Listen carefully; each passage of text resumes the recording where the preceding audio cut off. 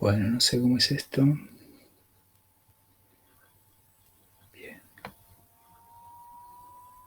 Ahí estoy transmitiendo.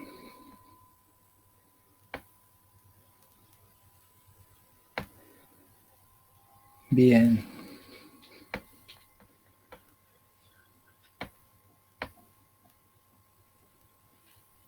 Bueno, no sé muy bien cómo es esto.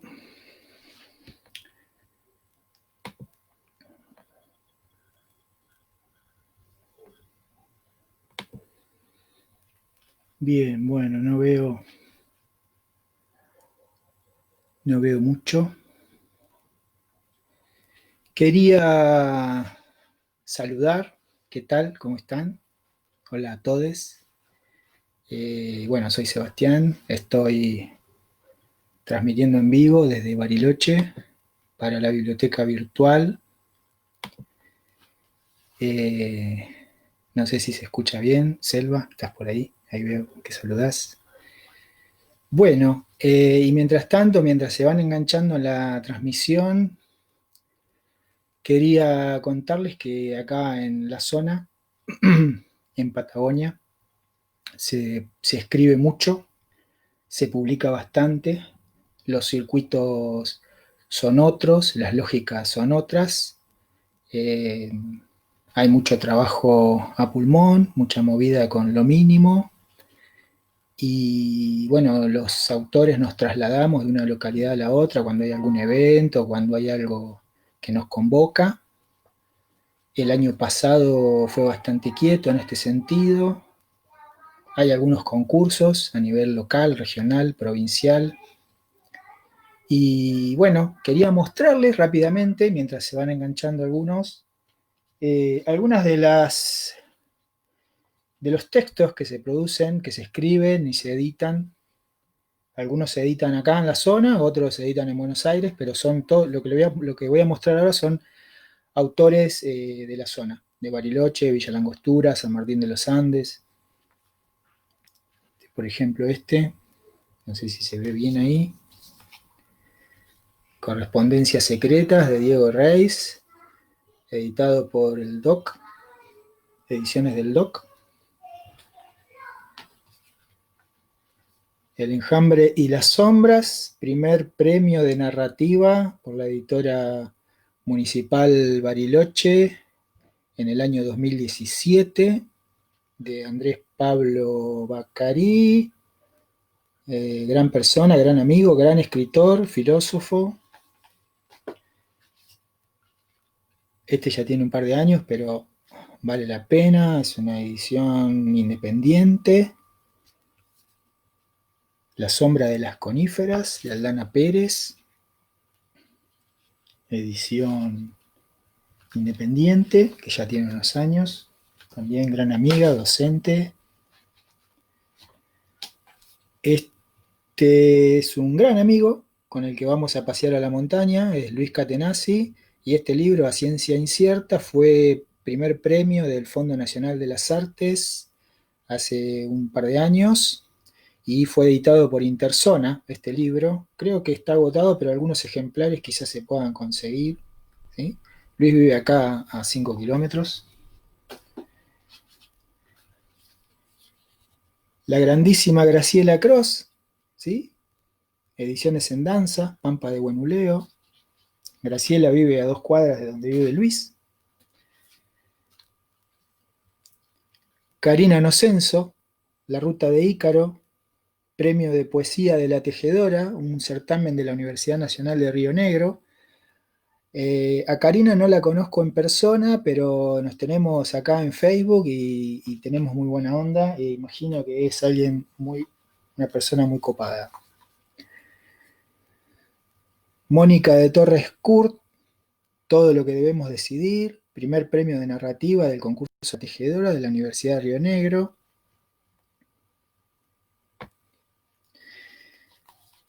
A Mónica la conozco personalmente, es una persona muy divertida, muy amable, muy copada, profesora de matemática, si no me equivoco.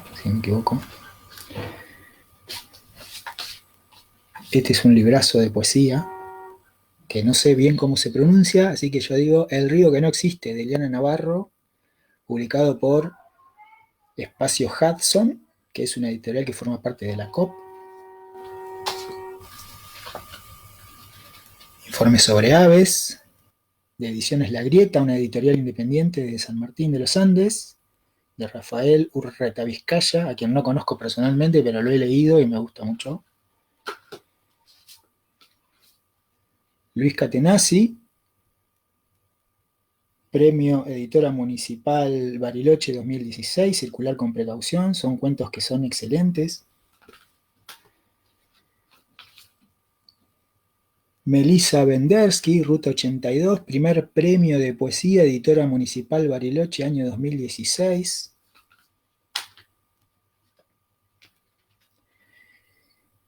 El escarabajo pelotero de Sergio Petriu, publicado por el Fondo Editorial Rionegrino. Otro de Ediciones de La Grieta, Territorios, de Natalia Bellenger, que vive en Villa Langostura.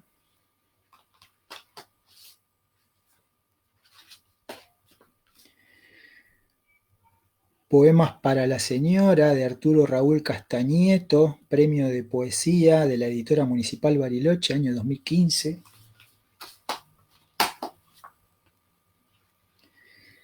Este libro es una exquisitez, se llama Las Huellas, es de Cecilia Fresco, gran escritora de Villa Langostura, es de Ediciones El Camarote. Bueno, y así podría seguir porque tengo un montón de libros más de autoras y autores de la zona que escriben más que lo que publican.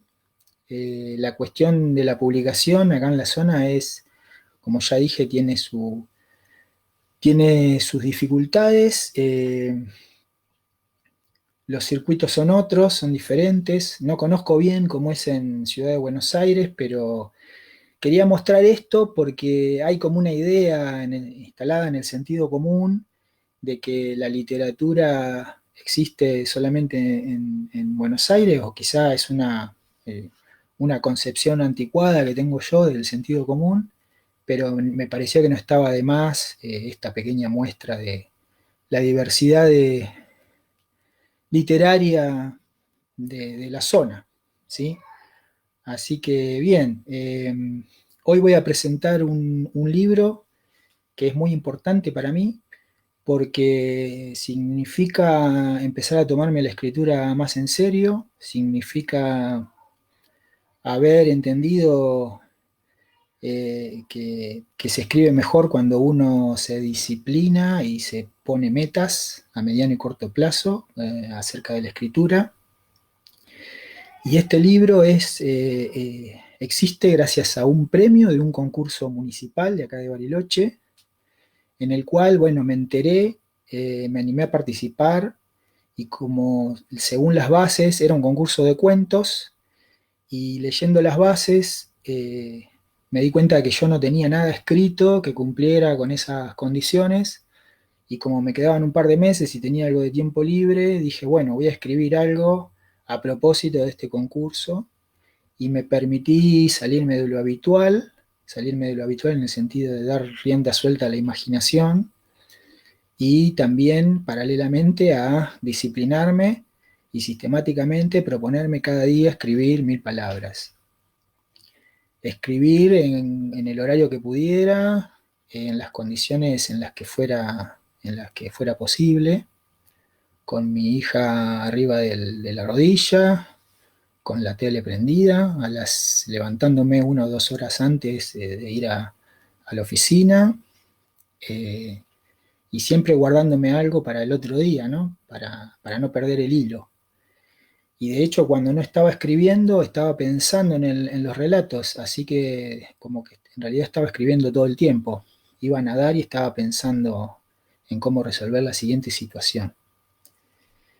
Bien, dicho esto, también es un libro importante porque me permitió conocer un montón de gente que no hubiera podido conocer de otra manera porque nuestros mundos jamás se hubieran tocado. Se hubieran tocado en espacios comunes como el supermercado, la verdulería, pero no hubiéramos tenido excusa como para entablar una relación más estrecha que un saludo. Bien, acerca de este libro, como les decía, era un concurso de cuentos, entonces yo, digamos, para mí el cuento es el artefacto más difícil de construir. Me parece que requiere de una meticulosidad de mecanismo de relojería que no, a mí no me da la paciencia para emprender ese viaje. Así que soy más partidario del relato y lo que hice fue construir tres relatos que, si bien pueden leerse como unidades, están interconectados y conforman lo que sería una novela. Entonces, como que, bueno, lo mandé eh, sin muchas ilusiones, y bueno, fue una gran alegría cuando me dijeron que había ganado. El premio consistió en la publicación de 400 ejemplares, de los cuales a mí me dieron 150. Por lo que verán, se trató de una publicación más de difusión. Eh, yo, digamos, me quedaron muy pocos ejemplares y bueno, y estoy distribuyéndolo, tratando de que se difunda. Eh, en este sentido, para quienes estamos acá en Patagonia, es complicado el tema de que, si bien quizá alguna editorial independiente de Buenos Aires nos acepta un texto y lo revisa, después cuando se enteran, digamos, de que no vivís ahí en Capital Federal, es medio complicada la logística para las presentaciones del libro y eso. Entonces como que, eh, digamos, en ese sentido corremos con desventaja con respecto a alguien que sí vive ahí. Por eso tenemos que acá generarnos nuestras propias iniciativas, ¿no? Como corresponde, y no estar dependiendo siempre de la cabeza de Goliat. Eh, bueno, eh, quería agradecer también a este espacio de la biblioteca virtual, que, como todo espacio importante y grande, en algún momento genera alguna polémica, como la que hubo en estos días, sobre la cual no me voy a desplayar porque ya se dijeron muchas cosas, pero sí quería darle las gracias a Selva por este espacio, que me parece fundamental, me parece muy importante, más allá de los tiempos particulares, de estos tiempos de pandemia que estamos atravesando. Bien, voy a leer estos relatos. Son tres relatos los que conforman Pueblo Perdido. Eh, Son tres personajes que son muy diferentes. Pueblo Perdido son tres relatos en primera persona, eh, que, si bien, digamos, estos tres personajes comparten un mismo espacio físico y un mismo tiempo, sus subjetividades, sus formas de ver y entender el mundo son tan disímiles que pareciera que habitan dimensiones distintas. Y bueno, y ese fue el mayor desafío a la hora de escribirlo, porque, bueno, quienes escriben entienden esto de escindirse para hacer hablar a un personaje. Digamos que quienes también estudiaron teatro, además, entienden que es uno mismo en tal situación, como es una vivencia y... ahí se lió. No mostré, a ver si me cayó algo. Este es el libro, no sé si se ve bien ahí. Ahí se ve mejor, me parece. Bueno, este librito, la ilustración de la tapa es de Gabriela, eh, Gabriela Herrera, que es una ilustradora, una artista, también de acá de Bariloche, que muy generosamente donó sus ilustraciones para las tapas de esa edición de ese concurso. Así que gracias, Gaby. Bien, voy a leer algunos párrafos de los tres relatos en orden cronológico, en el orden en el que se supone que están, ¿sí?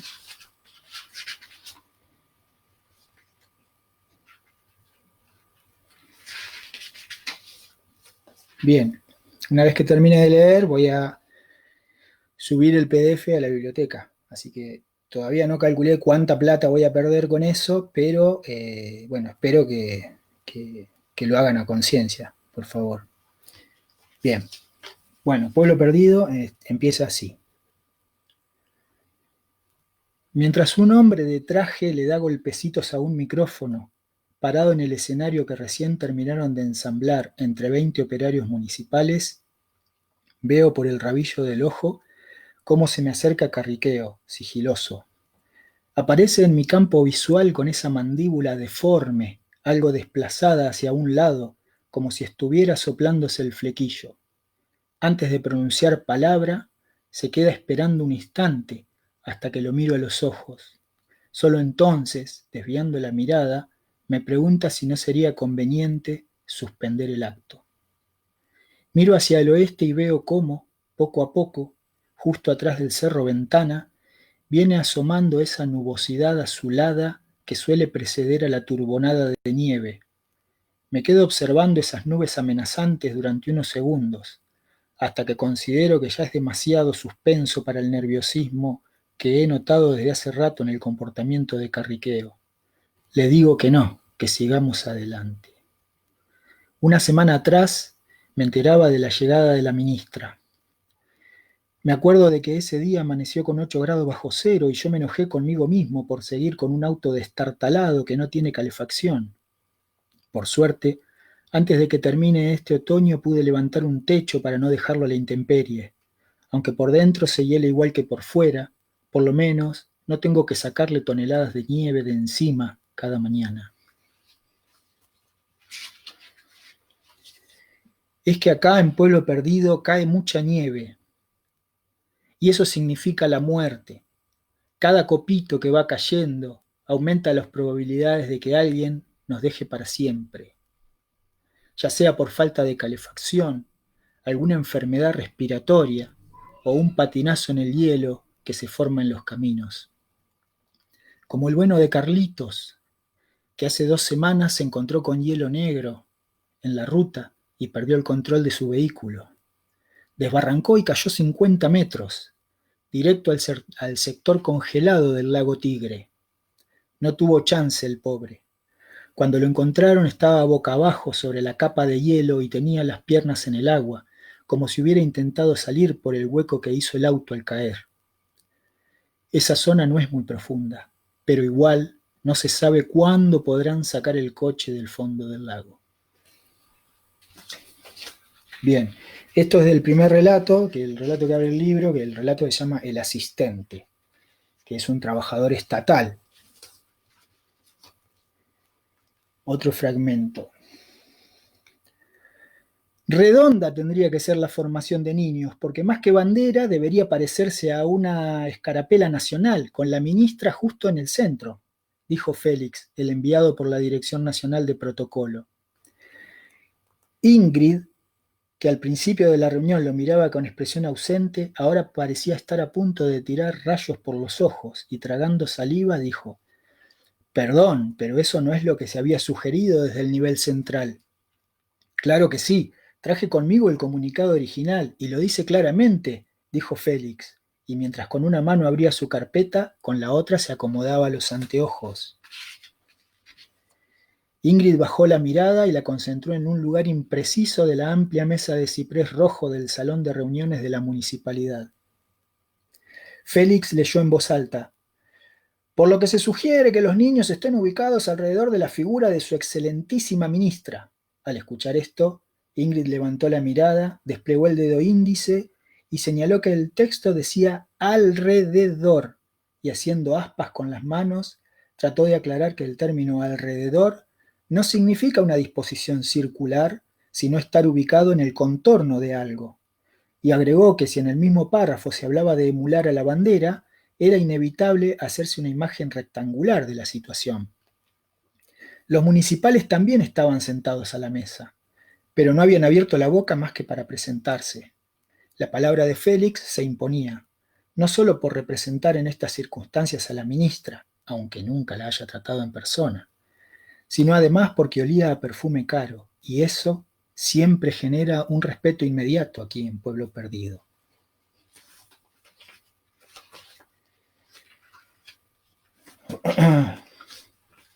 Otro fragmento del asistente. Puse agua a calentar en el jarro esmaltado rojo, el mismo que una mañana de nevada fuerte trajera a la oficina el viejo Leandro. Me quedé pensando en que ya no soy tan joven y hace 10 años que trabajo en este mismo lugar. Siempre con las mismas tareas, los mismos recorridos y las mismas excusas burocráticas desde Buenos Aires, aunque cambian los gobiernos. Por momentos, creo que estamos acá nada más que para formar parte de un enorme simulacro. Somos parte de la gran comedia humana montada para que nada cambie de verdad. Quizá nuestra presencia sea tan solo un gesto, una manera de conjurar una potencial revuelta de los más desgraciados. Quizá solo estemos aquí para darle una chapa a Doña Rosa y un pedazo de plástico a Don José. Tal vez estemos aquí únicamente para que los más desgraciados se sientan atendidos, que crean que alguien los escucha y se interesa por ellos, que hacen bien en aceptar en silencio la miseria. Bien, el segundo relato se llama El pescador y empieza así. Aunque hunda la pala del remo con extrema lentitud, la superficie espejada igual se rompe. Una y otra vez pruebo metiendo la pala de filo, tan despacio que hasta puedo ver esa leve curvatura que forma la tensión superficial justo antes de romperse. Ya con la pala del remo sumergida, apenas si la empujo hacia atrás, tratando de que la turbulencia sea la mínima. Remo con mucho cuidado para no quebrar la calma que me rodea. A esta hora de la mañana, el lago Tigre es el lugar más lindo que conozco. Hay tanto silencio que pareciera que uno se ha quedado sordo y la niebla es tan densa que no puedo ver ni la orilla que está ahí nomás, a unas pocas brazadas. Como esta niebla también me tapa el cielo, la luz del sol no penetra en el lago, y es por eso que el agua tiene este color tan parecido al del plomo. Tendré que estar muy atento a los movimientos en superficie, que serán los únicos indicadores de la ubicación de esta perca inmensa que hoy vengo siguiendo desde hace unas horas.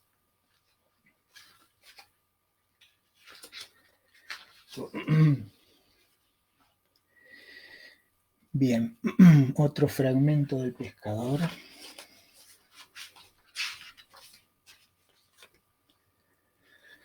¿Se escucha bien? ¿Cómo van? No veo nada, veo solamente mi carota hablando. Bueno, hay algunos comentarios. Disculpen que no los había visto, pero bueno, saludos para todos. Gracias por estar ahí. Y bueno, buenísimo. Gracias. Ahí vamos con otro fragmento de El pescador.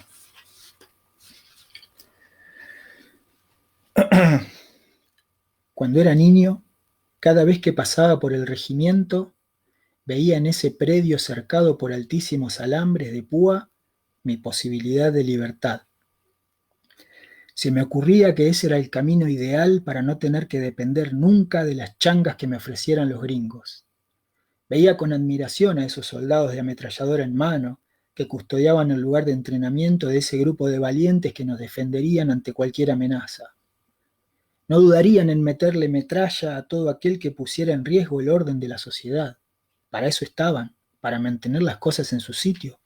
Y yo quería ser eso, un defensor, una persona respetable, tan respetable al menos como uno de esos soldados de ametralladora en mano. Me aceptaron más rápido y más fácil de lo que había imaginado. Llegué a conocer cada árbol del perímetro del regimiento. Aprendí casi de memoria las formas de las cortezas de los troncos de los pinos centenarios del lado este y las de los cipreses del lado norte. Recuerdo también con cierta calidez la uniformidad de las retamas del oeste y la desmesura de las cortaderas del sur que frenaban el viento, permitiendo así que el sol calentara el pasto, creando esas zonas tibias por las que caminaba más lento. 1 hora tardaba en dar una vuelta completa. Recuerdo bien la senda estrecha de tierra y los 6 kilos de fal colgando del hombro. Cada día daba 8 vueltas así, caminando bien cerca del alambrado, manteniendo siempre los 200 metros de distancia con mis otros compañeros de ronda. 8 vueltas, 8 horas, el día entero cuidando el perímetro de una amenaza externa que nunca supe bien de qué se trataba, que nos podían asaltar para robarnos el arsenal, nos decía el sargento, que estábamos para cuidar a la patria, sí, pero que mientras tanto debíamos cuidar las armas y las municiones, que había grupos desestabilizadores, subversivos comunistas y ateos anarquistas que pretendían tomar el poder para dedicarse a vivir sin trabajar, que teníamos que estar siempre alerta, nos decía, porque estos malditos eran capaces de llegar a disfrazarse de abuelo o hasta de mujer. Así las cosas, todos eran sospechosos, y como podían adoptar cualquier forma, para mí eran el mismo diablo. Pero en los casi 4 años que estuve ahí adentro nunca pasó nada. Solo disparábamos nuestro FAL en la sesión semanal de tiro. El resto de los días se nos iban caminando el perímetro, bien cerca del alambrado, sosteniendo 6 kilos de fierro, viendo cómo, del otro lado del cerco, pasaban los gringos en sus autos de lujo.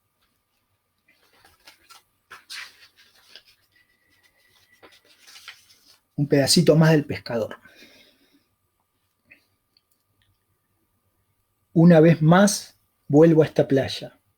Creo que de una manera u otra siempre estoy volviendo aquí, aunque esté a 1000 metros o a 50 kilómetros haciendo cualquier otra cosa.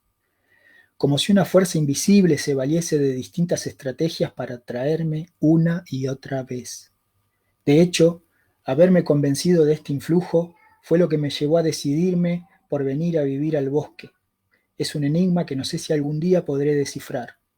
Quizá cada cual tenga un lugar al que, lo quiera o no, siempre debe volver.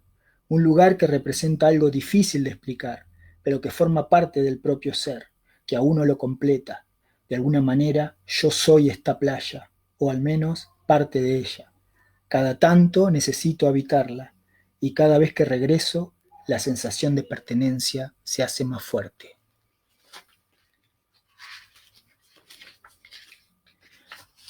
Bien, bueno, y el tercer relato se llama El Machi.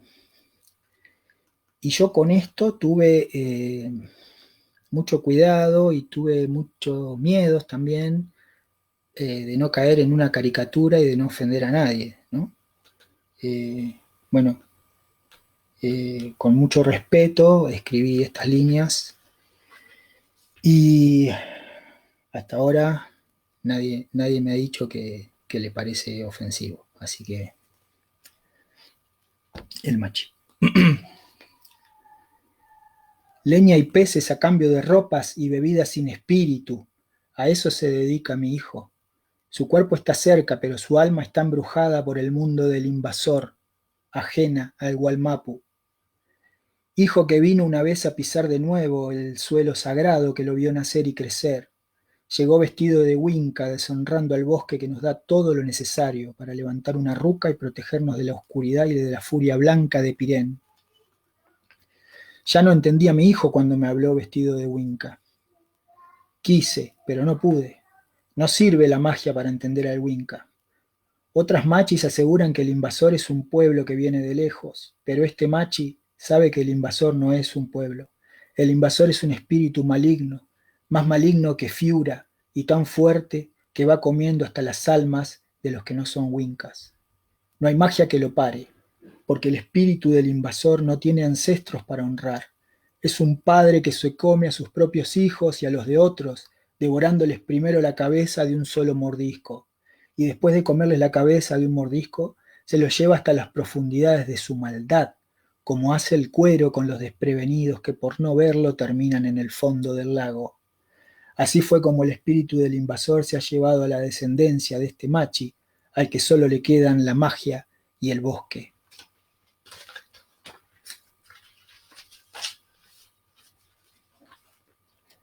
Este es el último fragmento que voy a leer y es del machi también. El Khetri es un árbol muy hermoso que muchos conocen como arrayán. El Khetri solitario no solo es raro de encontrar, sino que suele crecer deforme, con nudos que delatan sus cambios de dirección, sus dudas vitales, las incertidumbres de la desolación. Vivir entre iguales lo hace a uno más igual. Cuando vivíamos en el valle fuimos una comunidad hermosa, cada vez más grande, cada vez más de iguales, pero luego el invasor con distintas astucias y fuerzas nos fue desplazando y separando. Las familias nos fuimos achicando y distanciando, a veces por muerte y otras por falta de entendimiento. El invasor compra lo que no puede embrujar y mata lo que no se puede comprar, porque le teme a todo aquello que no sea como él y desconfía de todo aquello que se le parezca. Una noche despertamos en medio de las llamas. Ardía nuestra ruca y los corrales, abiertos y vacíos, eran desarmados por huincas de a caballo que llevaban rifles y pistolas. Son muchas las batallas perdidas, muchos inviernos han pasado desde que a nuestro Galvarino le cortaron las manos por alzarse en armas contra el invasor. Mi padre caminó hacia la cordillera sin decir palabra, y nosotros lo seguimos. 20 días anduvimos antes de llegar aquí. Por donde pasamos vimos la mano pesada del invasor, campos quemados, rucas hechas ceniza, cuerpos resecándose a la intemperie. La tristeza de que a uno lo ande buscando la muerte solo por no poder ser otra cosa que lo que ya se es. Bueno, muchas gracias, se hizo más largo de lo que yo pensaba. Espero que no les haya resultado muy envolante. Y a continuación voy a colgar ahí el PDF de Pueblo Perdido para que si tienen ganas puedan leerlo. Bueno, gracias a todos, ha sido un placer compartir este rato con ustedes. Muchas gracias.